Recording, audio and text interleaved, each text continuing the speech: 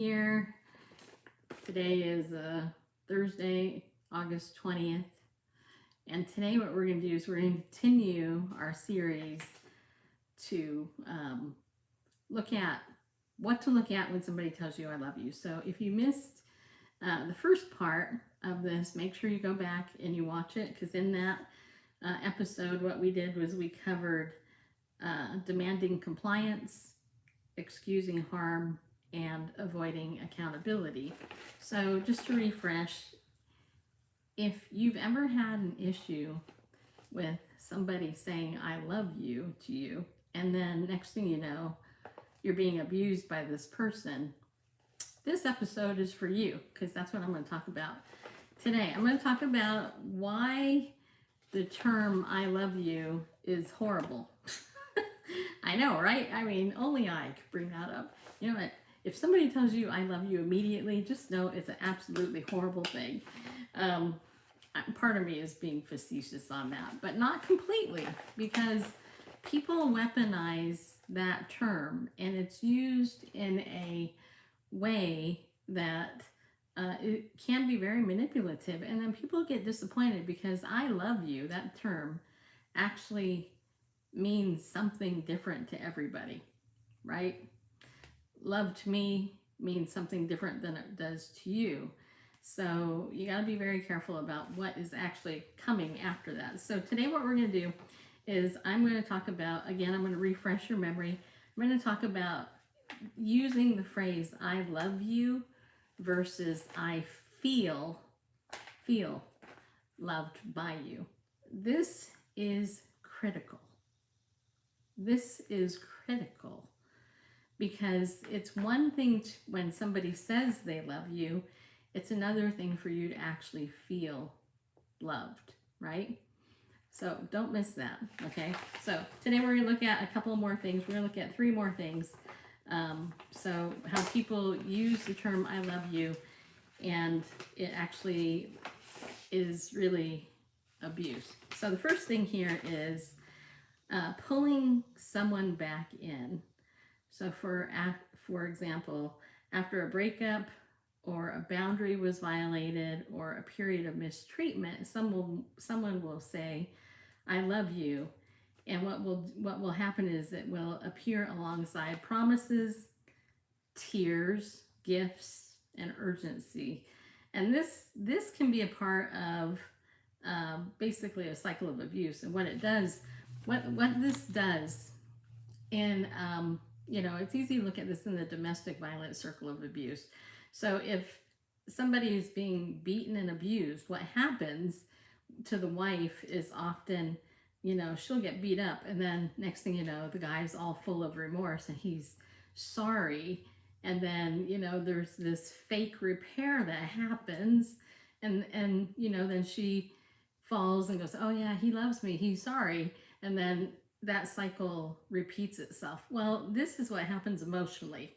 And this is what happens in narcissistic type abuse. Narcissistic abuse, simply put, is emotional domestic violence, okay? And I can't even remove the word domestic out of there. Narcissistic abuse is emotional violence against somebody else. That's what it is. So when somebody's weaponizing I love you, this is part of that. So what they do is, they'll do something horrible to you, and then they'll say, oh, I love you.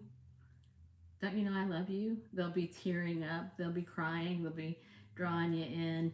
And then because you, the victimized one, are generally full of compassion and empathy and true love, actual love, and you are trauma bonded to this person at this point, you give in because you think that what they mean is exactly what you would mean. And I'm going to say that again. It's easy to get drawn back into it because you actually think that what they're doing is what you would really do and what you would really feel. I think somebody, I'm not positive, so don't quote me on this, but somebody said that that's positive projection. So it's like when you put your feelings and how you really feel about something onto somebody else who's abusing you, because that's what you would do, right? But not all people are that way. And that's part of what this little series is about here. All right, the next thing is when somebody weaponizes I love you, what they do is they will try to create guilt. Oh my gosh, does anybody have a mother that ever did that? And they'll say something like, after everything I've done because I love you. And so what happens is love becomes a debt. The other person is expected to repay with their attention, or quote, forgiveness, or money, or sex, or their loyalty, or what I actually see here in abusive church systems, silence. So, in fact, I know right now at my former church, Southern Baptist Church, right now this church is basically blowing up. We had a new pastor come in. I actually left this church a couple years ago, but this new pastor came in, and I'm hearing from a whole lot of my friends. They're calling me up and telling me stuff going on, and a lot of what's happening is some of the people there who are kind of suckered in with this new guy is they are being compliant. They're being pushed by quote love in order to be silent. How many of you out there, by the way, have ever been in a situation where it has been abusive and the other person apologized and they said, oh, don't tell anybody, right? And you actually decided not to because you love the guy. You listen to me, right? Come here. You don't want to make them look bad, right? Have you heard that? Okay, come here. You are the one who doesn't want to make them look bad. So what happens is you are the silent one. And actually that is so devious because the problem is it's not you. It's not you. Their actions, those people's actions, come here. Those people's actions are what make them look bad. It's not you. To quote Dr. Romney, the title of her book, it's not you. It's not you. So when somebody tries to coerce you into being silent under the guise of love, because they'll tell you that you're making them look bad, that is a flat out lie. That person's behavior makes them look bad. In fact, part of my testimony is when I first became a Christian. I was about 12 years old, give or take, and I was being sexually abused for years by my great uncle, my mother's uncle. And my mother was the one that set it up. I mean, she was the one that handed me over to be molested and coerced and just so many things by this man from a young age to, till 12, right? And it was till 12 because my perpetrator had told me he literally laid out his plan of abuse for me. And I don't know, God gave me intelligence or something, but what he had laid out to me scared the daylights out of me. And at some point I was able to share with somebody. Well, I didn't have anybody protect me. My mom actually decided to protect him. I actually went to the pastor at a church who did nothing, which I recently just found out he was a mandated reporter at that age, and that pastor did nothing. So you can't go to the church and necessarily get help. And by the way, this was in the 80s, so that pastor actually broke the law. He told me to go to the school instead, so I actually went to my high school counselor, she was also a mandated reporter, and she called the police, and all, quote, hell broke loose because I, quote, me, little 12-year-old, made the family look bad, right? I mean, you and I both know today how stupid that is because I was a victim of coercive control and abuse. And even though all these people in my family were allegedly loving me, which was not true, it wasn't love at all. It was actually coercive control in order to keep money and other things that were way more of a priority than me as a person. So, eventually when I turned 18, I moved out, and the Lord has kind of put me on a path of, radical healing through all of that. But, I can honestly say in my recovery, I never took that burden that I was the bad one, because I was the victim. But often when people are trauma bonded, and I totally was trauma bonded to my mom. It took me years to break that. So it's not something that just happens, especially with your primary caregiver, right? So, so love here, that creates guilt. My mom would, oh, well, if you hadn't, turned him in, then blah, blah, blah. And I'm like, yeah, if I hadn't turned him in, I would have ended up being raped continually and a whole bunch of other things that apparently you didn't give a crap about, right? So I'm not gonna feel bad that I protected my physical body from more sexual harm because of you handing me over. So all that. And that actually goes into my next point, which is that people who say, I love you, they often are bought into the lie of confusing possession with love. So how many of you have ever had somebody, quote, possess you, like I own you? You might see this in a movie or something. So they will say something like, I love you, so you can't leave, or I love you too much to let you have privacy. Healthy love recognizes that the other person remains a separate human being with agency, limits, and the right to say no, right? So you have an opportunity. If it's healthy love, you can say no. And that's especially important in a marriage situation where a man and a woman, both people in that marriage, have a right to say no, especially in the area of that intimacy. I was going to say intimate intimacy, but that was redundant. So I didn't say it quite that way, but it is true. So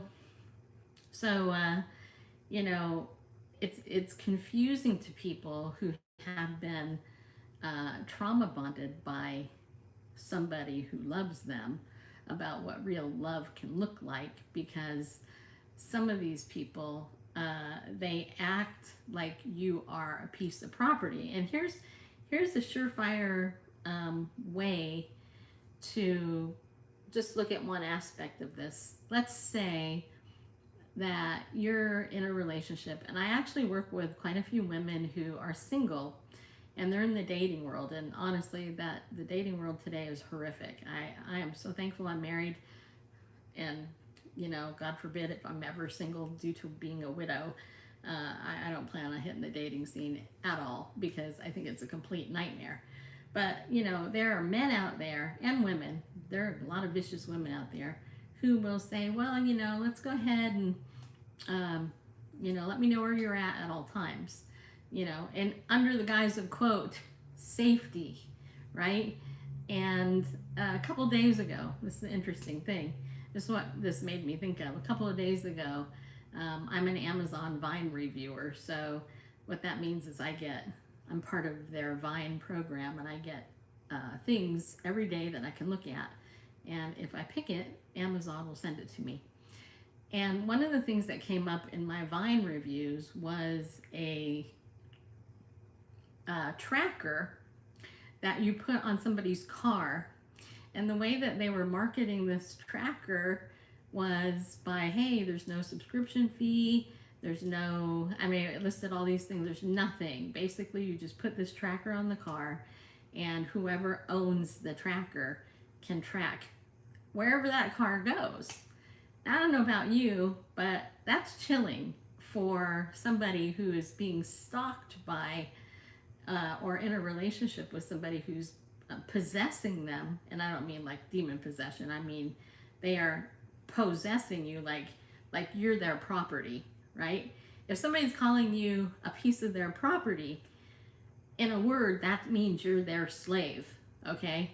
Just say it. Slave. S-L-A-V-E. You're their slave, right? If they're tracking you everywhere you go, if you're on, quote, a leash, you're their slave, essentially. So, and that is not love, because a mutual loving relationship is not where one person enslaves another person, right? So that's something to be really aware of if you're in a relationship with somebody who says, "Oh, I love you," and you know what?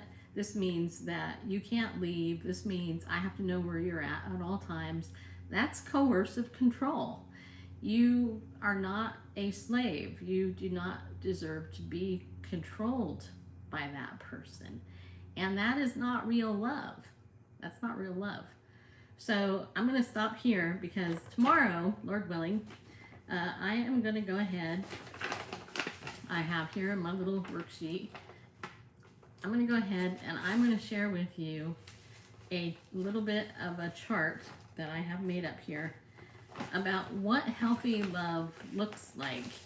And again, you know, I wanted to do this series because in the church especially, if love is weaponized, it's not usually biblical love that they're talking about. And people throw around the term "I love you" as if it means something.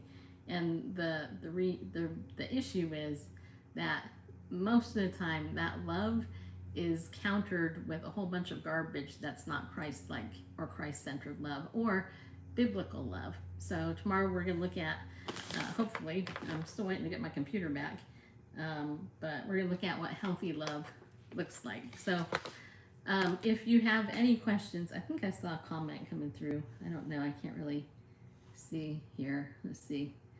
Okay, there's Michelle. There's somebody begging for money. Proof of God's existence. Okay, obviously it's all spam chat, except for Michelle. Looks like Michelle actually. Hi, Michelle. Hope you're having a good day. Okay, so that is my lesson for today. If you want to meet with me for a coaching session or a consult, make sure you look at my coaching calendar. Actually, right now it's not even updated because I can't update it because of my other MacBook being broke.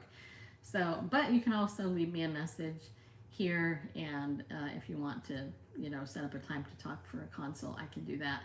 We can set it up through email. So, actually, that's probably the best thing to do. If you watch this and you want to meet with me or set up an appointment, go up to my description area, tap on that thing where it says email, put in the subject line YouTube consult, and I will be able to see that email come in. Okay? All right, so I'll wait here. Are there any actual serious questions? Because if not, I am going to go. So, all right, well, I hope you guys have a good day. Hope you have a better day. Tomorrow we're going to look at healthy love and what it really is.